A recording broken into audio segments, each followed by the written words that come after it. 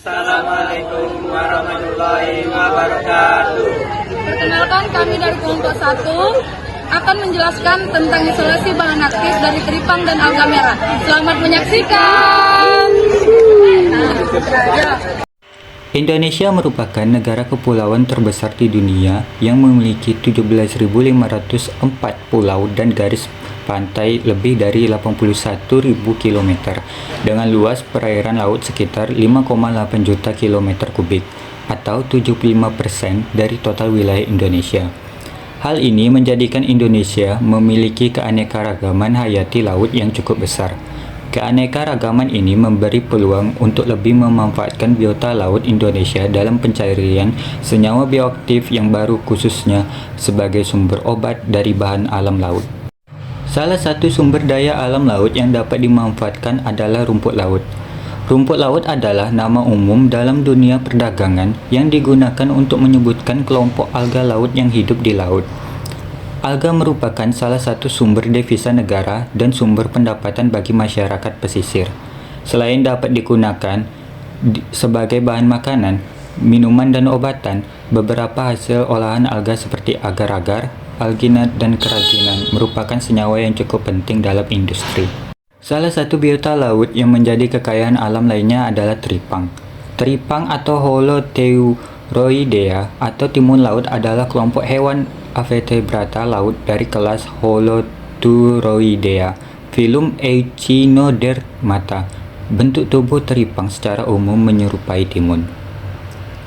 Ekstrak dari teripang pasir, Holothuria scabra, memiliki senyawa yang kaya akan metabolit sekunder, di antaranya steroid, sapagogenin, saponin, triterpenoid, glikosaminoglikan, lektin, alkaloid, fenol, dan flavonoid. Salah satu senyawa yang terkandung dalam teripang pasir adalah senyawa triterpenoid yang memiliki aktivitas sebagai anti jamur. Senyawa triterpenoid merupakan biosintetis dari senyawa terpenoid. Senyawa terpenoid dapat menghambat pertumbuhan bakteri. Di beberapa negara maju, jenis-jenis teripang tertentu telah dimanfaatkan sebagai bahan baku dalam industri obat-obatan. Kromatografi lapis tipis ialah metode pemisahan fisiokimia yang didasarkan pada perbedaan distribusi molekul-molekul komponen di antara dua fase, yaitu fase gerak dan fase diam, yang berbeda tingkat kekeluarannya. Kromatografi lapis tipis merupakan bentuk kromatografi planar yang digunakan untuk memisahkan senyawa-senyawa yang sifatnya hidrop, seperti lipida-lipida dan hidrokarbon. Prinsip dari pemisahan kromatografi lapis tipis adalah adanya perbedaan sifat fisik dan kimia dari senyawa, yaitu kecenderungan dari molekul untuk melarut dalam cairan, kecenderungan molekul untuk menguap, dan kecenderungan molekul untuk melekat pada permukaan. Prinsip kerja kromatografi kolom ialah kolom pemisah diisi dengan penyerap zat padat seperti alumnia, yaitu fase tetap, dan dialiri dengan parut seperti benzen, fase gerak. Pemisahan komponen secara kromatografi kolom dapat dilakukan dengan suatu kolom yang diisi dengan fase stasioner dan cairan pereaksi sebagai fase gerak untuk mengetahui banyaknya komponen sampel yang keluar melalui kolom.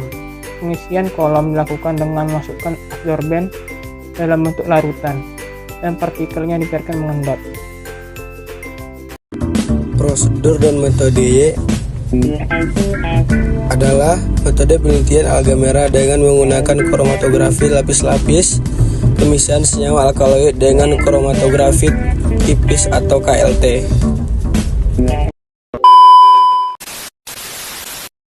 Sebelas spot yang terbentuk diperkirakan senyawa-senyawa yang teridentifikasi pada ekstrak kasar alkaloid. Pada spot RF 0,72 menunjukkan warna jingga pada plat. Ini diduga pada spot tersebut mengandung senyawa alkaloid. Alkaloid yang terdapat dalam batang kayu kuning setelah uji identifikasi dengan KLT mempunyai nilai RF berkisar kurang lebih 0,78.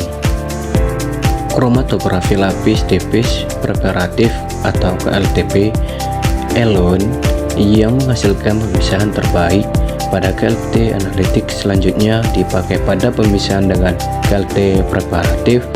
KLT preparatif merupakan suatu metode pemisahan suatu senyawa dalam sejumlah besar Hasil pemisahan KLT preparatif hampir sama dengan KLT analitik, hanya berbeda pada jumlah ekstrak yang ditotalkan pada ukuran plat KLT yang digunakan.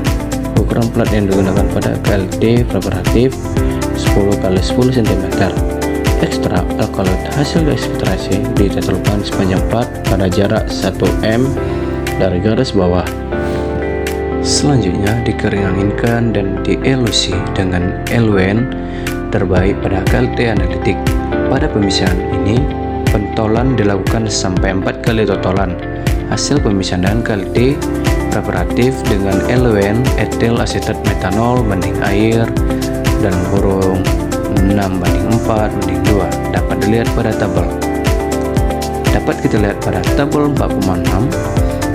Data penampak noda dari KLT preparatif ekstra alkaloid alga merah echeloni dengan eluen etil asetat etanol banding air 4:6:2.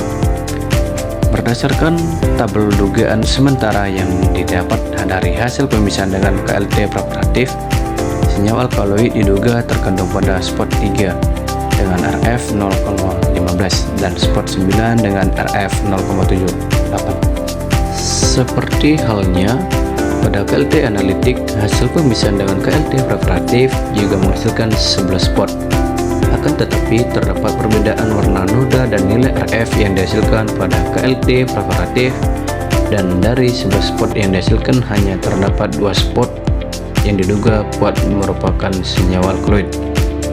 Sementara spot-spot yang lain tidak menampakkan ciri khas dari senyawa alkaloid, namun ikut terpisah pada saat ekstraksi.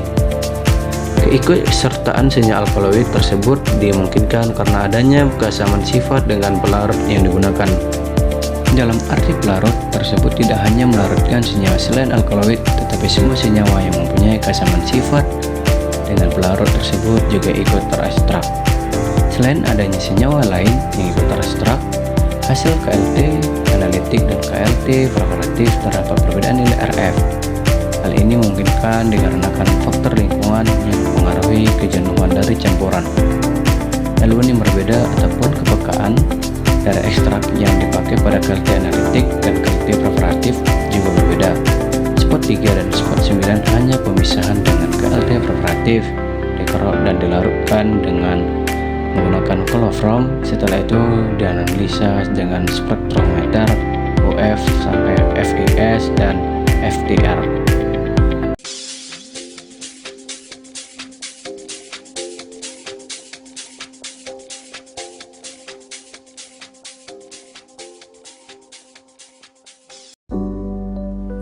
Baiklah, saya akan menjelaskan kromatografi kolom. Ekstrak kering teripang sebanyak 1 gram dipisahkan dengan metode kromatografi kolom dengan fase diam silica gel G360 dan fase gerak N-heksan dan entil asetat yang sebelumnya telah diuji kelarutannya. Dilakukan secara kontinu dari kepolaran yang rendah hingga kepolaran yang tinggi. Kromatografi kolom merupakan metode yang bagus untuk memisahkan komponen kimia yang jumlahnya sedikit dan hasilnya cepat diperoleh. Sebanyak 5 fraksi gabungan diperoleh oleh 44 vial yang didasarkan atas profil nilai RF, dan inilah hasil kromatografinya. Ya, kalian dapat melihatnya hasil perhitungan kami ya.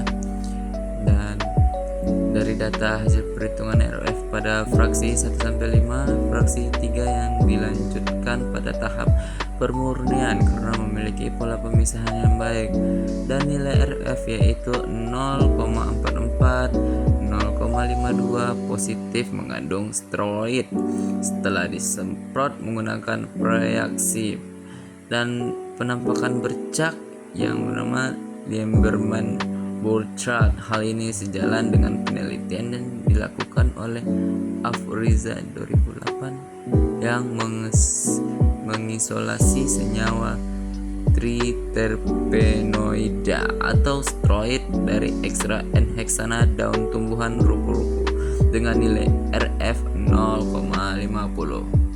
Baik.